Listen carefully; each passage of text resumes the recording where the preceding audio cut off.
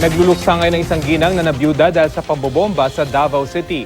Isa sa 14 na nasawi si SPO1 J. Adremisin na asawa ni Ellen Adremisin. Nagtungo raw ang mag-asawa at ang kanilang anak sa Rojas Night Market para mag-family bonding. Humiwalay raw ang mag-ina na namili sa ukay-ukay habang nagpapamasahe ang mister.